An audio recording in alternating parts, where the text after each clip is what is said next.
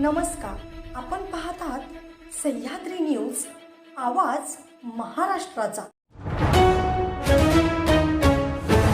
विश्वरत्न doctor Babasaheb Ambedkar यांच्या 135व्या जयंतीनिमित्त शालेय साहित्याचं वाटप। भिगवणीतील जिल्हा परिषद शाळा तक्रारवाडी येथे विश्वरत्न डॉक्टर बाबासाहेब आंबेडकर यांच्या 135व्या जयंतीनिमित्त सचिन भैया आढाव मित्र परिवारातर्फे शालेय साहित्याचं वाटप करण्यात आलंय।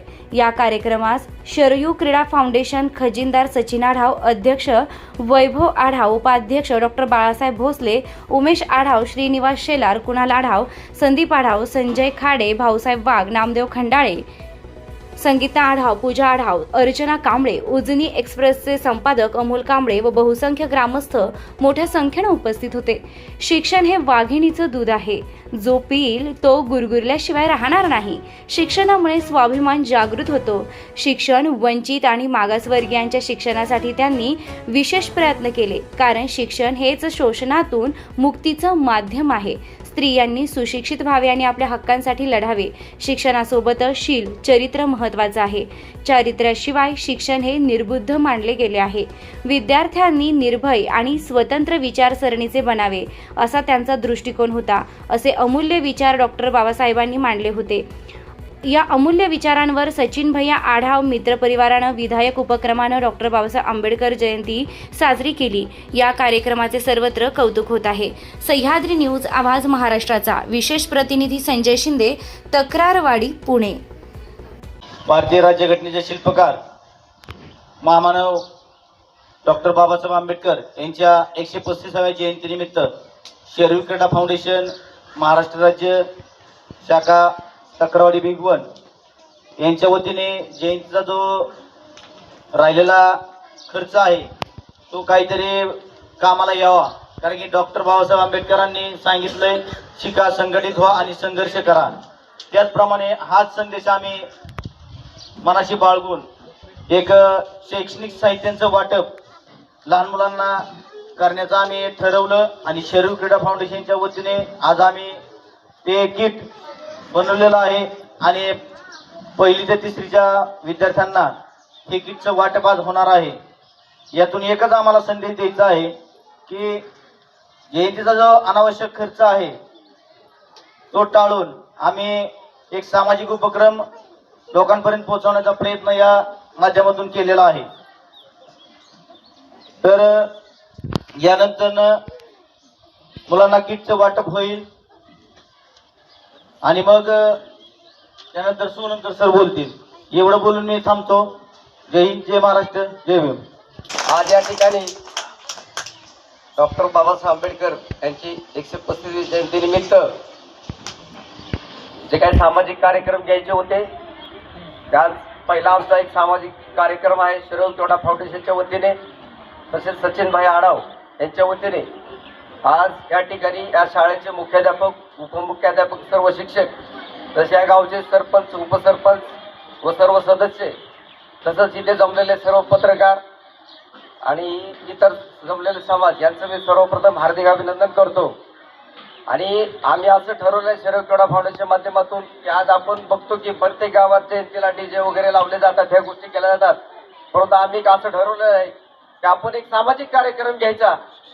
ह्या वर्षी, गेल्या वर्षी आम्ही मुलांना पेन वाटले होते आणि ह्या वर्षी किट वाटतोय, पण पुढच्या वर्षी अनेक तरी आम्ही वेगळ्या पद्धतीने मुलांना गणवेश कसा देता येईल किंवा मुलांच्या शिक्षणासाठी पेन वगैरे वह्या आणखी जास्त कसे देता येईल असे आम्ही शरयू क्रीडा फाउंडेशनच्या वतीने देण्यात आहे। आम्ही जयंतीची मिरवणूक वगैरे आम्ही ह्या गोष्टीला थोडंसं बाजूला ठेवून समाजाची उन्नती किंवा मुलांची उन्नती किंवा शाळेची अनेक नंतर आपण क्रीडा जे असतात ना, सामाजिक खेळ वगैरे किंवा कुस्त्या, सायकल स्पर्धा, त्या स्पर्धेत सुद्धा आम्ही मुलांना किंवा आपल्या गावातील किंवा इतर पंचक्रोशीतील विद्यार्थ्यांना कसं पुढे जाता येईल हे आम्ही पूर्णपणे त्याच्यातून सहभाग घेऊन शाळेला व सर्वांना मदत कशी करता येईल किंवा इथं अंध, अपंग वगैरे लोक या भागामध्ये आहेत, गरीब भरपूर सुशिक्षित आहेत, काही लोकांना त्याचा हे केला जात नाही, त्याचा फायदा दिला जात नाही।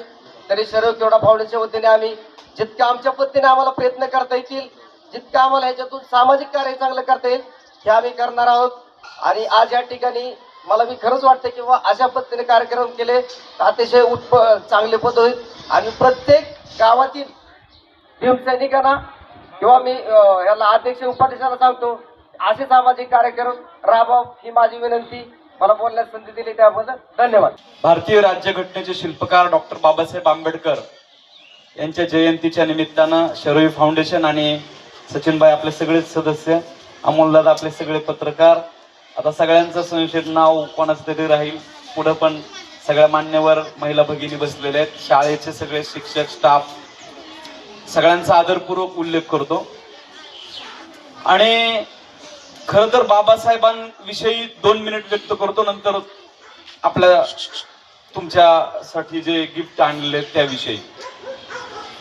मुळातच बाबासाहेब यांना त्यांनी काय केलं, भारतीय राज्यघटना लिहिली, बरोबर आहे का रे? भारतीय राज्यघटना कोणी लिहिली? डॉक्टर बाबासाहेब. किती वर्षात लिहिली माहितीये तुम्हाला? किती कालावधी लागला त्यांना? येईल सांगायला तुम्हाला. किती कालावधी लागला त्यांना राज्यघटना लिहायला? आपल्याला पुस्तक लिहायला वेळ जातो आहे का नाही? आपल्याला 5 ओळी लिहायला वेळ जातो. 2 वर्ष 11 महिने 17 दिवस एवढा तो कालावधी आहे, बरोबर? लहान असताना बाबासाहेबांना केळुस्कर गुरुजींनी एक पुस्तक दिलं होतं. त्या पुस्तकाचं नाव माहित आहे का तुम्हाला? कोणाला माहित आहे का कोणतं पुस्तक दिलं होतं केळुस्कर गुरुजींनी बाबासाहेबांना? कोण आहे? हा,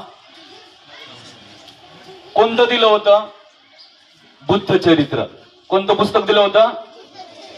बघा, ज्या विद्यार्थ्याला शाळेमध्ये प्रवेश दिला जात नव्हता त्याच विद्यार्थ्याचा 7 नोव्हेंबर हा शाळेतील पहिला दिवस विद्यार्थी दिवस म्हणून साजरा केला जातो. हे बाबासाहेबांचं वेगळेपण.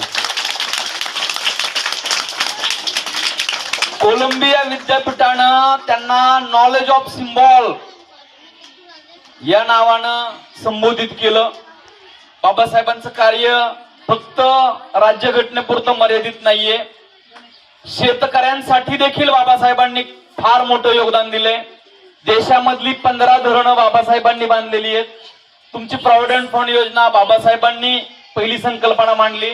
रिझर्व्ह बँक ऑफ इंडियाची बाबासाहेबांची संकल्पना आहे. जलविद्युत प्रकल्प बाबासाहेबांची संकल्पना आहे. नद्या जोड प्रकल्प बाबासाहेबांची संकल्पना आहे.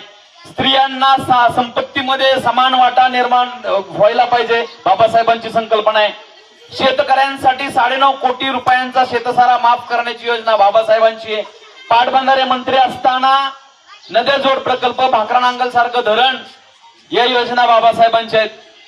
किती गोष्टी आपल्याला या निमित्तानं सांगता येतील. आणि शरयू फाउंडेशनच्या वतीनं तुम्ही आज विद्यार्थ्यांसाठी हा जो स्तुत्य उपक्रम घेतला त्याबद्दल मी मनपूर्वक शरयू फाउंडेशनच्या सगळ्या कार्यकर्त्यांचं या निमित्तानं अभिनंदन आणि त्यांच्याविषयी आभार व्यक्त करतो. आणि या निमित्तानं आपण मला सगळ्याच पत्रकारांना या निमित्तानं आपण बोलवलं त्याबद्दल भिगवण पत्रकार संघाच्या वतीनं पत्रकारांना पण आणि आपला सागर दादा म्हणजे आपण सगळेच जण सगळ्यांच्या संजू शेठ सगळ्यांच्या वतीनं मी पुन्हा एकदा या शरयू फाउंडेशनचं जिल्हा परिषद प्राथमिक शाळा मुख्याध्यापक आणि स्टाफचं या निमित्तानं आभार व्यक्त करतो आणि थांबतो.